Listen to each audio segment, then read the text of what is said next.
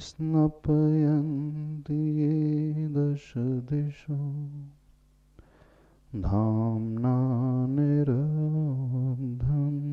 ये धामो धाममहश्विनां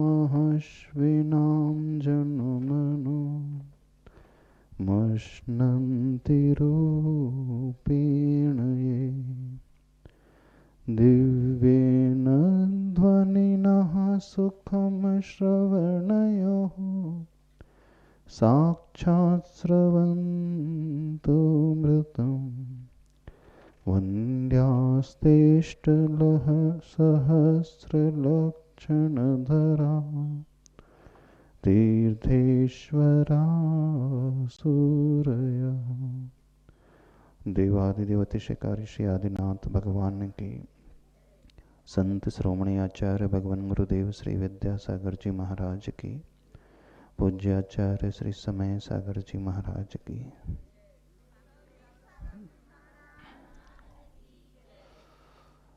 अभी हमने जो मंगलाचरण किया, आचार्य प्रवर श्री अमृतचंद्र स्वामी जी ने समयसार कलश में यह काव्य श्लोक लिखा है। बड़े अच्छे भाव श्लोक में छिपे हुए हैं। वे सूर्य की भांति चमकने वाले तीर्थ के ईश्वर तीर्थंकर अथवा वे आचार्य भगवान कैसे हैं? वे आचार्य भगवान कैसे हैं? वे तीर्थंकर भगवान कैसे होते हैं हमारे आराध्य? इसमें सारी विशेषताएं बताई गई हैं। वैसे तो ये तीर्थंकर भगवान के लिए उन्होंने लिखा है, पर एक एक विशेषण जो इसमें वर्णित किए गए हैं, सारी की सारी क्वालिटीज आचार्य भगवान में भी घटित होती हैं। इसलिए इन बातों को रख रहे हैं। जब भी हम अपने जीवन में अपने आप को समर्पित करना चाहते हैं, अपने इष्ट को मानना चाहते हैं, उन प्रभु उन गुरु के प्रति तीव्र भक्ति हृदय में लाना चाहते हैं, तो वो तब संभव हो पाती है जब हमें उनकी महिमा का, विशेषताओं का ज्ञान हो। सामने वाला जितना महिमावान होता है, महान होता है, बड़ा होता है, उपकारी होता है, गुणों का भंडार लिए हुए होता है, जब हमारे दिमाग में ये बात आ जाती है तो हमारा झुकना, हमारा पूजन करना, हमारा उन्हें मानना अंतरंग से होता है। आप लोग भगवान के पास जाते हो, मंदिर जाते हो अथवा गुरु के पास आते हो, हमें नहीं पता आप कितना महान मान करके भगवान के पास जाते हैं। आप तो सामान्य मान करके भगवान के पास जाते हैं। ठीक है, भगवान है, लोग कहते हैं भगवान है तो अपन चले चलते हैं, लोग कहते हैं वो गुरु हैं तो चले चलते हैं, है ना? ऐसे ही होता है। विशेषता दुनिया में बहुतों के पास होती है, लेकिन जब हम उन विशेषताओं को जानेंगे तो हमारा झुकाव बड़ा गहरा होता है। सारा खेल उस ज्ञान और अज्ञान का ही होता है। रास्ते में चलते हुए एक चमकता हुआ पत्थर मिल जाए और उससे हमें उसकी कीमत ज्ञात ना हो तो हो सकता हम उठा भी ले, लेकिन ऐसे ही उसे रख लेंगे। लेकिन जिस क्षण उसकी कीमत ज्ञात हो जाती है कि करोड़ों का है, उसी क्षण से हमारे भाव उसके प्रति एकदम बदल जाते हैं। होता है ऐसा, अज्ञानी के साथ बिल्कुल ऐसा ही होता है। उस कीमती पत्थर को सामान्य चमकीला पत्थर मान करके अपने पास रखता है, और यहाँ तक कि गधे की गर्दन में भी लटका कर घूमता रहता है। कोई जौहरी आकर के बताता है ये पत्थर नहीं है, हीरा है, तो उसे ज्ञात होता, अरे मैं तो बड़ी बेवकूफ़ी कर रहा था। तो सारा खेल उस ज्ञान का होता है। भक्ति में भी बिल्कुल ऐसा ही होता है। यदि हम भक्ति करना चाहते हैं, प्रभु से कुछ पाना चाहते हैं, गुरु से कुछ पाना चाहते हैं, तो सर्वप्रथम हमें यह ज्ञात होना चाहिए कि उनकी महिमा आखिर है कितनी बड़ी। आप लोगों को पता है न, तो आपको अपने भगवान की महिमा का ज्ञान है, न आपको आचार्य भगवान के गुणों की महिमा का ज्ञान है ज्ञान? इस युग के महान संतों आचार्य भगवान गुरुदेव, उनकी विशेषताएं जितनी कहें उतनी कम है।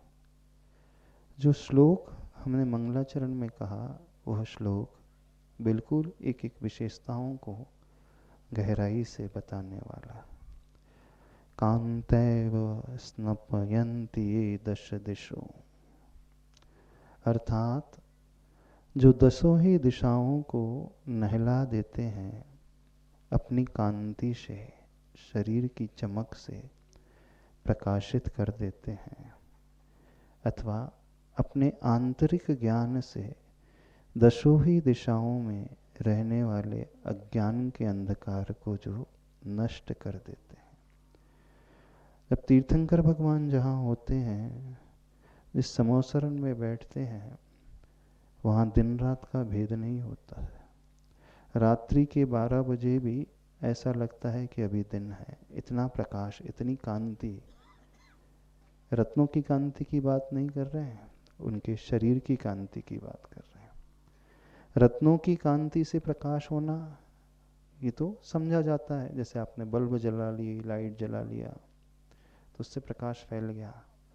रत्न होते हैं चंद्रकांत मणि, सूर्यकांत मणि, जो प्रकाश को फैलाते हैं।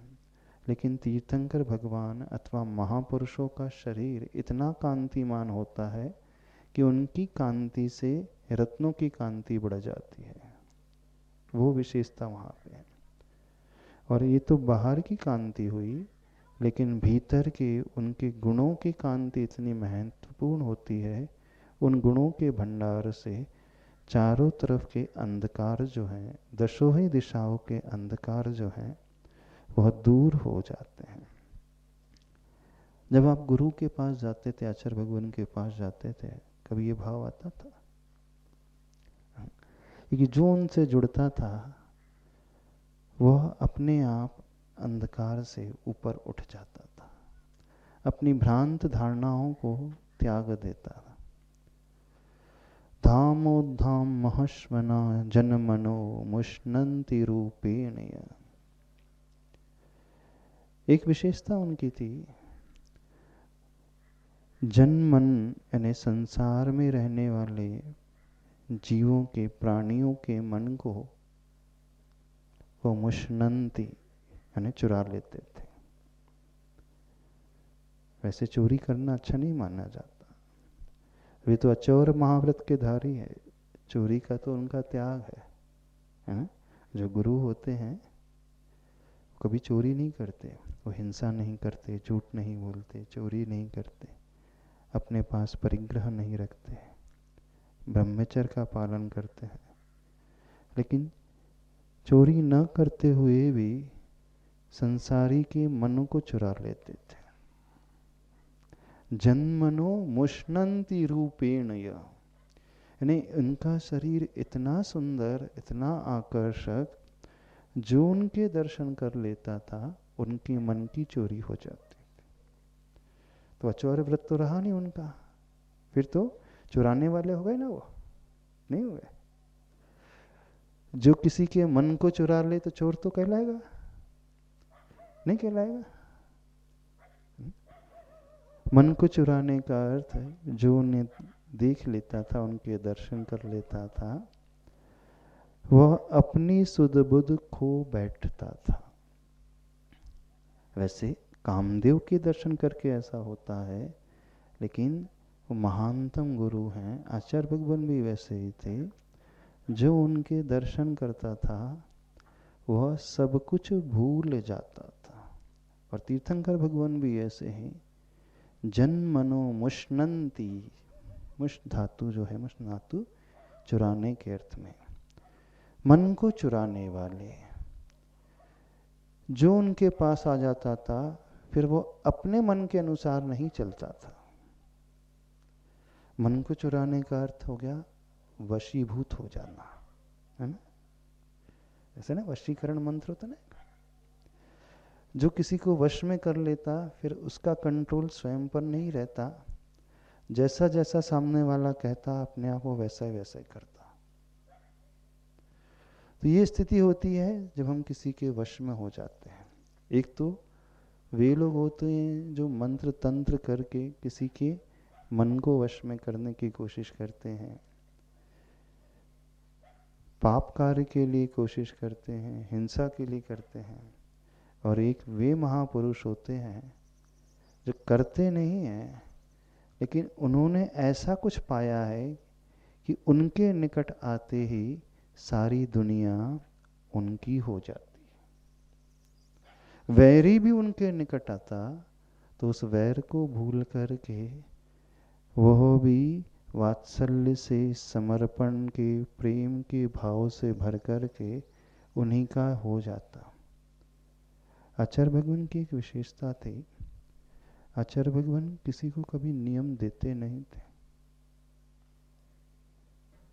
वे त्याग कुछ कराते नहीं थे, बल्कि कोई उनके पास त्याग करने के लिए आए, कोई व्रत नियम ग्रहण करने के लिए आए, प्रतिमा को लेने के लिए आए, दीक्षा लेने के लिए आए, ब्रह्मचर्य व्रत लेने को आए, तो वो सीधे तौर पर उन्हें मना कर देते थे, नहीं अभी नहीं, बाद में, अभी घर जाओ, अभी यहाँ पर कोई रुकेगा नहीं, यहाँ नहीं आना। दुनिया में बहुत से लोग होते हैं जो बुला बुला करके, चला चला करके नियम देते हैं, है ना? तुम्हें ये त्याग करना है, तुम्हें ये नियम ग्रहण करना है। लेकिन आचार्य भगवान की ये विशेषता थी, वो नियम देते नहीं थे बल्कि वो निषेध करते थे, मना करते थे। ऐसा क्यों होता था? वो जितना निषेध करते थे दुनिया उतनी उनकी ओर आकृष्ट होती थी। वो जितना दूर भगाते थे दुनिया उतनी उनके निकट आती थी। वे जितना भीड़ से दूर रहना चाहते थे भीड़ उनके निकट हमेशा उन्हें घेरी रहती थी। वे जंगल में चले जाते थे तो दुनिया जंगल में आ जाती थी, है ना?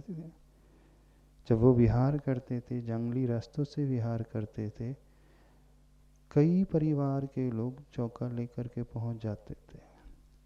आज वर्तमान में स्थिति ये होती है कि साधुओं को, गुरुओं को श्रावकों के लिए बुलाना पड़ता, भैया हमारे पास आया करो, है ना? नवदा भक्ति किया करो, चौका लगाया करो, जब हमारा विहार हो तो हमारे लिए विहार अच्छे से करा देना, ये होते हैं ना। लेकिन आचार्य भगवान एकदम विपरीत, अपोजिट, वो सबको भगाते थे और सबसे दूर रहने की कोशिश करते थे, लेकिन दुनिया थी कि सिर्फ उन्हें ही घेरने की कोशिश करती थी, उनके निकट आने की। निकट तो बहुत दूर, ये भावना भाते थे कि देख भी लें वे एक बार, उनकी दृष्टि भी पड़ जाए तो हमारे वारे न्यारे हो जाएंगे। एक होता है कि व्यक्ति सोचता है कि मुझे गुरु की सेवा का सौभाग्य मिले, चरण स्पर्श का सौभाग्य मिले, उनकी वैयावृत्ति करने का सौभाग्य मिले। जब मैं उनकी वैयावृत्ति करूं तो मुझे अच्छा लगेगा। तो वो तो बहुत दूर रहे, निकट जाना बहुत दूर, चरणों को स्पर्श करना बहुत दूर।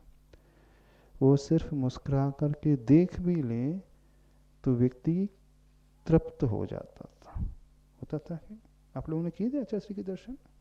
कितने लोगों ने किए? निकट से, दूर से? दूर से, पास से। क्या भाव आते थे? क्या आचार्य सिंह ने कभी बुलाया था आप लोगों को? किसी को बुलवाया था कि हमारे पास आया करो, दर्शन किया करो, नवदा भक्ति किया करो, चौका लगा करो, ऐसा कहते थे? नहीं, वे कभी बुलाते नहीं थे, वे हमेशा हटाते थे। लेकिन जितना वो दूर हटाते थे उतनी ही भीड़ उनके निकट आती थी। तो क्यों आती थी? सिर्फ इसलिए कि एक प्रकार से वे अचौर व्रत के धारी होकर के भी सबसे बड़े चोर थे, है ना? सबसे बड़े चोर थे कि नहीं? बिल्कुल थे। एक व्यक्ति, एक चोर वो होता है जो वस्तु चुराता है, धन चुराता है, और एक वो होता है जो व्यक्ति को ही चुरा लेता है, और ऐसा चुरा लेता है कि उसे स्वयं नहीं पता चलता कि मेरा हरण हो गया। यानी वो रहेगा तो दूर, लेकिन उसका मन जो है वो उसके वश में न रह करके उधर हो जाएगा। तो ये थोड़ी और गहरी स्थिति होती है। यानी उसे स्वयं ज्ञात नहीं होता कि कब मेरा मन जो है मुझसे दूर हो गया, मेरा संयम, मेरा कंट्रोल मुझ में नहीं रहा। अब वो जो कहेंगे मैं वो अपने आप वो करता चला जाऊंगा। तो ये कहलाता है जन्मनो मुष्णन्ति रूपेण ये। यानी इस संसार में रहने वाले प्राणियों के मन को जो हरण कर लेते थे, चुरा लेते थे। ऐसा क्या था उनमें कि दुनिया उनसे प्रभावित हो जाती थी, दुनिया उनसे आकृष्ट हो जाती थी? कभी आपने सोचा? दो की जगह चार हाथ थे क्या उनके? नहीं, तीन आंखें थी, हाँ? सिर में सींग थे, तो क्या था? बहुत सारे शरीर पे आभूषण थे, सुंदर वस्त्र था, कुछ भी तो नहीं था। हाँ, ये बाहरी आडंबर कुछ नहीं था, न ही बाहरी कोई अंबर था, क्योंकि वो तो दिगंबर थे। लेकिन वो आकर्षण भीतर उनके तेज का था। आदे नाम कर्म का था, यशः कीर्ति नाम कर्म का था। वो तेजस शरीर के तेज का था। वो ऐसा तेज, एक तेज तो सूर्य का भी होता है ना? सूर्य की किरणें जब आती हैं, पर वह सूर्य का जो तेज होता है, सूर्य का जो आतप होता है, वो हमारे शरीर को जलाता है। हम धूप को सहन नहीं कर पाते। यदि थोड़ी देर भी धूप में खड़े हो जाएं तो व्यक्ति विचलित होने लगता है। लेकिन एक तेज वो होता है जो शरीर को जलाता नहीं, कष्ट देता नहीं, बल्कि एक अद्भुत शांति देता है। जैसे चंद्रमा की शीतलता, चंद्रमा की चांदनी, चंद्रमा का वह उद्योत नाम कर्म, वह प्रकाश, वो जब फैलता तो अंधकार भी दूर होता, और वह शरीर के लिए कष्टकारक नहीं होता, शरीर को और मन को वो आनंद देने वाला होता। तो उनके शरीर का वह तेज इस प्रकार का कि उस तेज के माध्यम से वो वर्गणाएं जो शरीर से निकलती, और वो उनके आरा को कई गुना बहुत अधिक प्रभावित करने वाली। आरा समझते हो? आभा मंडल, जैसे प्रभु का, तीर्थंकर भगवान का भामंडल होता है। भगवान के सिर के पीछे क्या होता है? भामंडल, गोल गोल। अथवा आपने कई फोटोज देखी होंगी या भगवान के पीछे चमकता हुआ सूर्य जैसा दिखता है ना? अथवा चमकता हुआ सा प्रकाश पुंज नजर आता है। तो जो चमकता हुआ प्रकाश पुंज होता है वो कहलाता है आभा मंडल, ऑरा। तो जिस व्यक्ति का ऑरा जितना पावरफुल होता है, आभा मंडल जितना प्रभावशाली होता है, वह व्यक्ति अपने आप दूसरों को आकर्षित करता चला जाता है। हम उनके निकट अपने आप खिंचे चले जाएंगे। वो बुलाएगा नहीं, क्योंकि वो आभा मंडल इतना पावरफुल होता है। और उस आभा मंडल में, ऑरा में जाकर के हमें अद्भुत शांति मिलती है। कैसी शांति? जैसे तीर्थंकर भगवान का ऑरा अथवा आभा मंडल इस प्रकार का, उसके प्रभाव से वहीं पर सिंह है और बाजू में गाय है, हिरण है। अब सिंह और हिरण एक साथ रह सकते क्या? सिंह और हिरण, सिंह और गाय एक ही पात्र में पानी पी सकते क्या? क्यों नहीं पी सकते? क्योंकि वो जन्मजात बैरी होते। सिंह को प्रिय भोजन होता है वो गाय हिरण, लेकिन उनके आरा का प्रभाव होता है कि वहीं पर सिंह भी है और वहीं भी गाय भी है। अपने मंदिर में चित्र देखा ना, एक ही घाट में सिंह और गाय पानी पी रही है, अथवा एक ही पात्र में वेदी में चित्र बना रहता है, एक तरफ शेर है और एक तरफ गाय है और दोनों पानी पी रहे हैं। और इतना ही नहीं, गाय का जो बछड़ा है वो सिंगनी का दूध पी रहा है और सिंह का जो शावक है वो गाय का दूध पी रहा है। ये असंभव वाली बात है, हो नहीं सकता। फिर भी वो चित्र बनाया जाता है। क्यों बनाया जाता है पता है?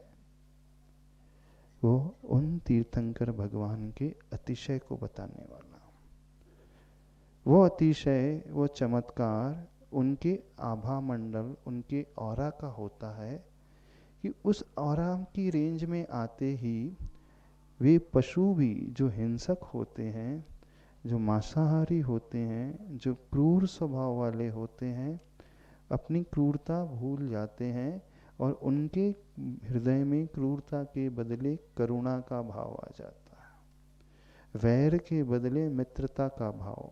दुश्मनी अपने आप छूट जाती है और मित्रता अपने आप आ जाती है। वो बिना उपदेश के होता है।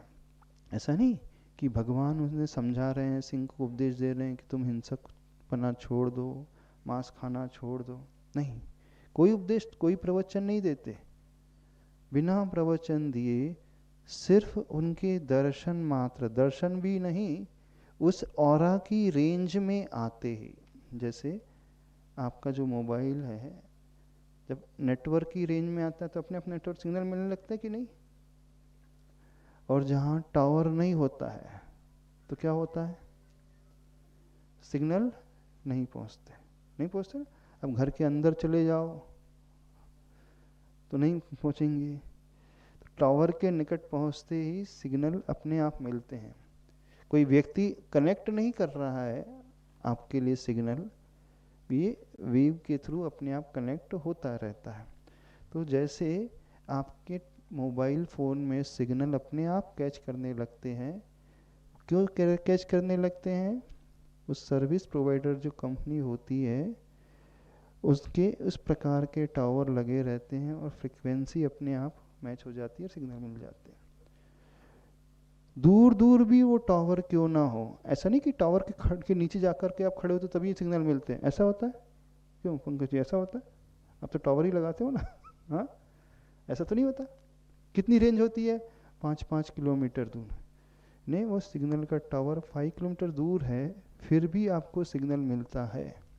तो ऐसे ही तीर्थंकर भगवान महापुरुषों के साथ होता है। भले ही वो किलोमीटर दूर भी क्यों ना हो, हम उस रेंज में आ जाएं तो अपने आप वैर के परिणाम, क्रूरता का भाव दूर हो जाता है और मित्रता का भाव अपने आप उद्घाटित होता है। इसलिए वो सिंह और गाय, सर्प और नकुल नेवला, अथवा सर्प और मयूर एक साथ भगवान के समवसरण में बाजू बाजू में बैठते हैं। क्यों? क्योंकि उनकी हृदय की करुणा इतनी होती है, उस करुणा के प्रताप से हिंसक से हिंसक, क्रूर से क्रूर व्यक्ति की कषाय अपने आप शांत हो जाती है। तो ये आभा मंडल का प्रभाव होता है। नहीं, जिस व्यक्ति के हृदय में जितना वात्सल्य गुण होगा, जिस व्यक्ति के हृदय में जितनी क्षमा की भावना होगी, जितनी मैत्री की भावना होगी, करुणा की भावना होगी, जो जितना संवेदनशील होता है, जिसकी जितनी एम्पैथी की भावना होती है, उसका ऑरा उतना ही सुंदर और पावरफुल होता है। जो स्वार्थी नहीं होता है, परमार्थी होता है, जो सिर्फ अपने लिए नहीं सोचने वाला होता है, सबके कल्याण के बारे में सोचने वाला होता है, यानी जिसे पर के दुख अपने दुख लगते हों, पर की पीड़ा स्व की पीड़ा लगती हो, तो जो ऐसी संवेदनाओं से भरा हुआ अथवा उस एम्पैथी समानानुभूति की भावना से भरा हुआ होता है, उसका धर्म ध्यान सबसे महान माना जाता है। तो और ऐसे व्यक्ति का ऑरा जो है उतना ही तेज को लिए, उतने ही प्रकाश को लिए, उतनी ही अधिक सुंदरता को लिए हुए होती है। आज वर्तमान में ऐसी फोटोग्राफी भी आ गई है, किरलियन फोटोग्राफी, ऐसे कैमरे भी आ गए हैं कि वे कैमरे आपके पीछे के ऑरा की फोटोग्राफ ले लेते हैं, बाकायदा कैमरे में आ जाएगा। जो कषाय वाला व्यक्ति है, क्रोध से भरा हुआ, वैर से भरा हुआ, उसके ऑरा का रंग डार्क कलर का, उसका शेप जो है नुकीला सा होता है, चुभने वाला होता है। और जिसका ऑरा जितना पावरफुल होता है, उसकी फोटोग्राफी जो आती, चमकता हुआ जैसे चंद्रमा है अथवा सूर्य है, सफ़ेद पीले रंग की बहुत सारी किरणें उससे फूट रही हैं, बिल्कुल ऐसी आ जाती। और कषाय से भरे हुए व्यक्ति का जो ऑरा होता है वो डिस्टॉर्टेड होता है, आड़ा तिरछा होता है, मटमैले सा रंग का होता है।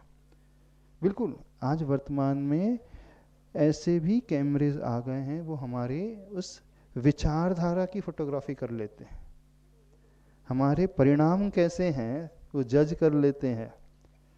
ये वर्तमान में आ रहा है।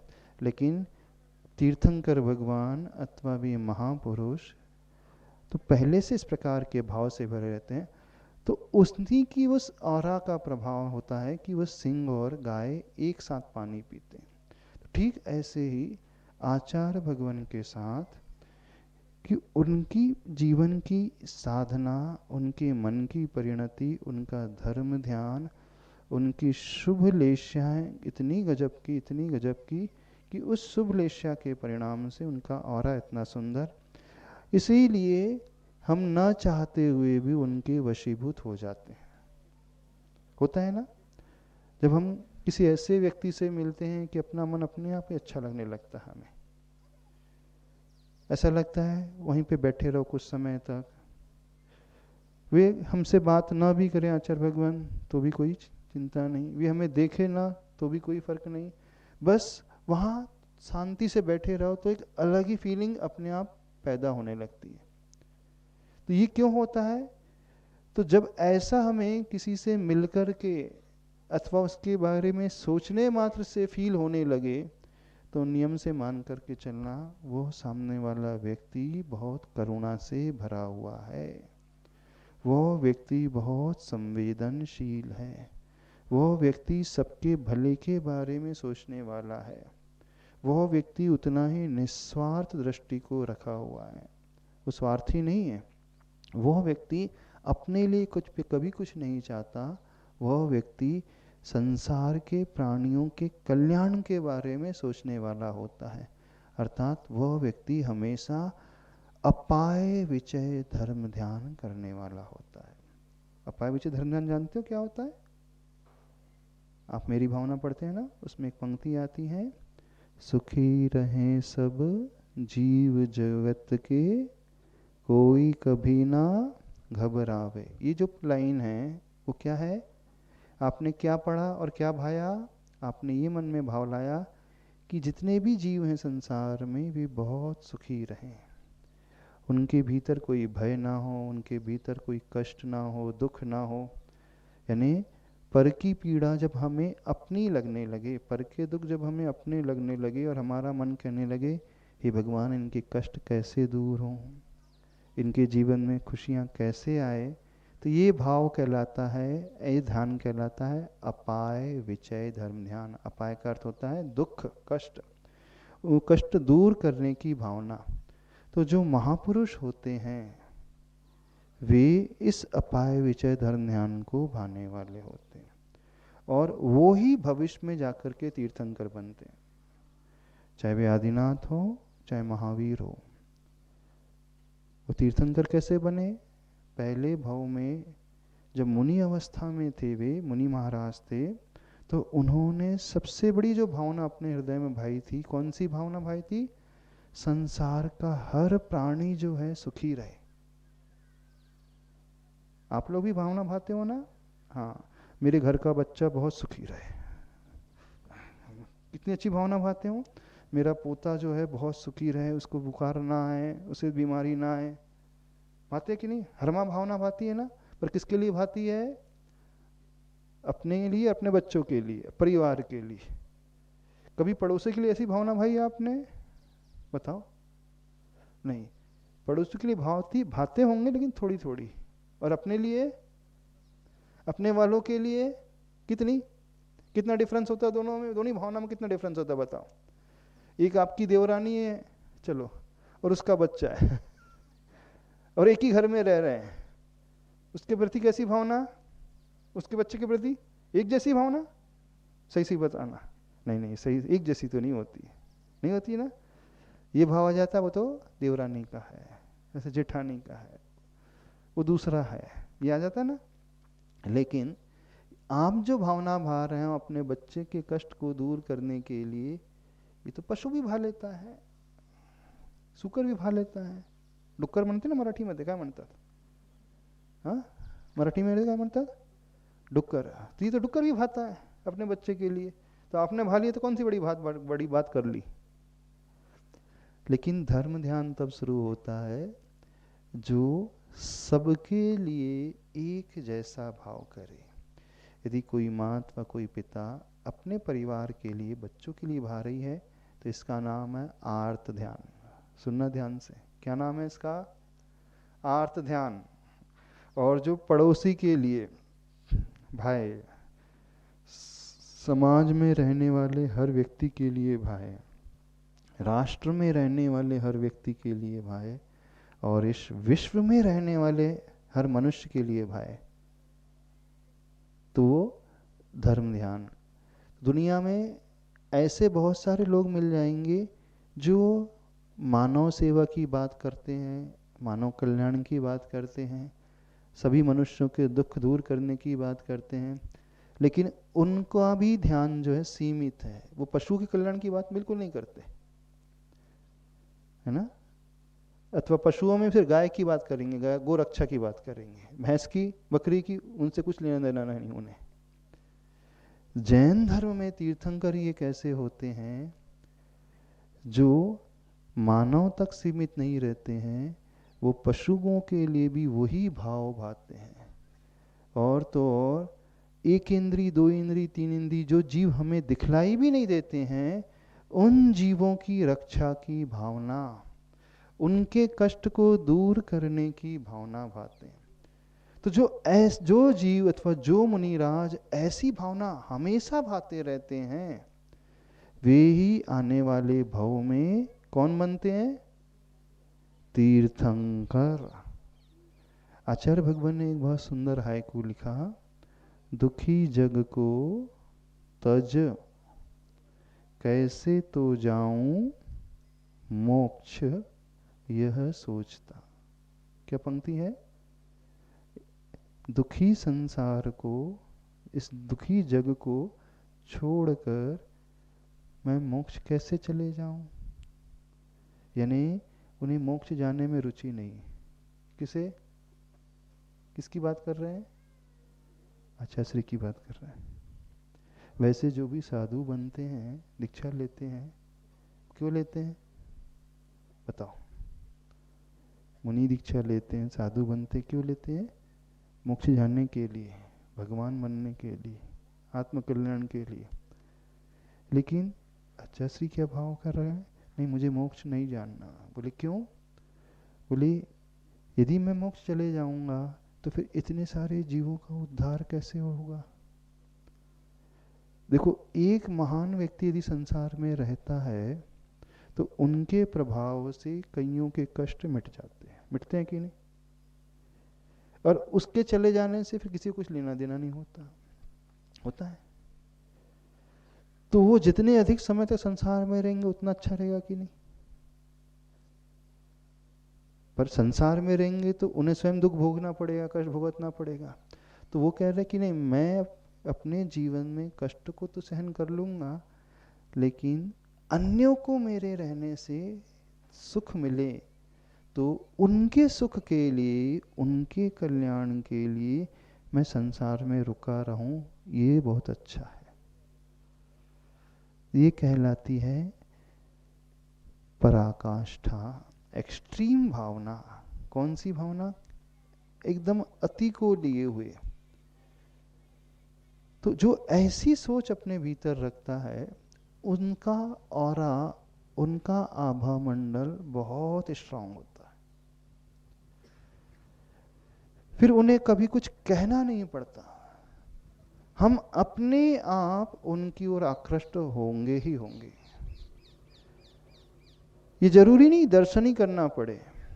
कुछ ऐसे महापुरुष होते हैं जिनका सिर्फ नाम ही काफी होता है। दर्शन की बात बहुत दूर रही, नाम भी हमने मुख से ले लिया तो हमारे परिणाम सुधरने लगते हैं, है ना। जैसे हमने आदिनाथाय नमः कहा, अब आदिनाथ भगवान तो है नहीं। हमने महावीराय नमः का, महावीर भगवान तो है नहीं। महावीर भगवान तो सिद्धालय चले गए, सात राजू ऊपर चले गए, बहुत दूर है। फिर भी उनके नाम लेने से हमारे पाप दूर होते कि नहीं, हमारे दुख दूर होते कि नहीं। तो कुछ ऐसी महान आत्माएं होती हैं संसार में जिनकी सेवा तो बहुत दूर रही, चरण स्पर्श बहुत दूर रहा, उनसे बात करना बहुत दूर रहा, उनसे साक्षात शिक्षण पाना बहुत दूर रहा, उनका मुस्कुराना देखना बहुत दूर रहा, उनका सिर्फ नाम ही काफी है। तो वो नाम अपने आप में सफिशिएंट, पर्याप्त होता है हमारे दुखों को दूर करने में। तो जो ऐसे जीव होते हैं वे साधारण नहीं होते हैं, बहुत विशेष होते हैं, और उन्हीं विशेषताओं को लिए हुए आचार्य भगवान थे। इसलिए आचार्य अमृत चंद्र स्वामी जी को लिखना पड़ा, जन्मनो मुष्णन्ति रूपेण ये यानी जन, संसार में रहने वाला जन जन, उनके मन को वो चुरा लेते थे। जबरदस्ती नहीं चुराते थे। कैसे? वो इतनी अच्छी पवित्र विचारधारा रखते थे, इतनी अच्छी गहरी साधना करते थे, पर के कल्याण के बारे में सोचते थे, तो उसके प्रभाव से, उस सोच के प्रभाव से उनका ऑरा इतना पावरफुल हो गया। और ऑरा पावरफुल हो गया तो स्वतः ही दुनिया उनकी ओर आने लगती है। न भी आए, याद भी कर ले दूर रहते हुए भी, तो उनके कष्ट दूर होने लगते हैं। ये कहलाता है साहित्य में कि वो जन जन के मन को चुराने वाले चोर थे।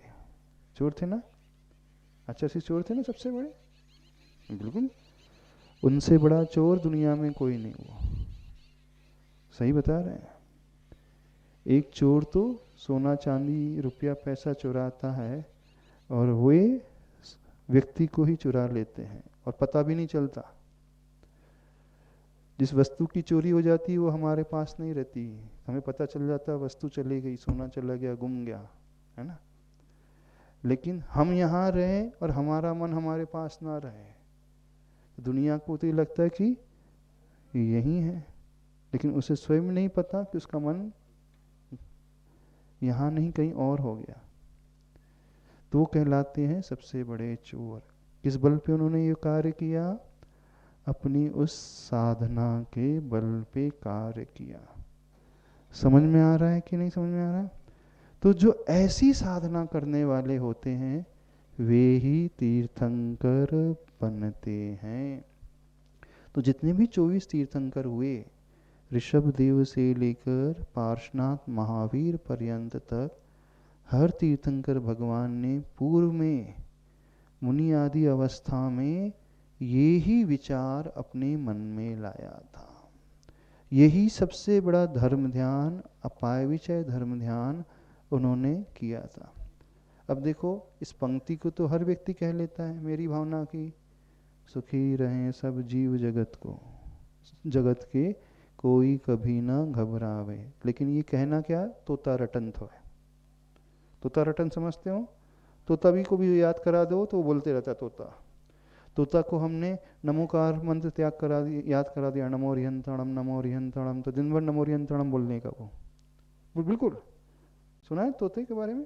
पोपट पोपट, उसकी एक विशेषता होती है, जो उसे समझा दो वो रटता रहता है, बोलते रहता है, पर उसका भाव उसे पता नहीं मैं जो बोल रहा हूँ उसका अर्थ क्या है। तो आप लोगों का धर्म ध्यान कैसा है? तोते जैसा। कैसा सबका ध्यान? तोते जैसा। सुखी रहें सब जीव जगत के, सुखी रहें सब जीव जगत के।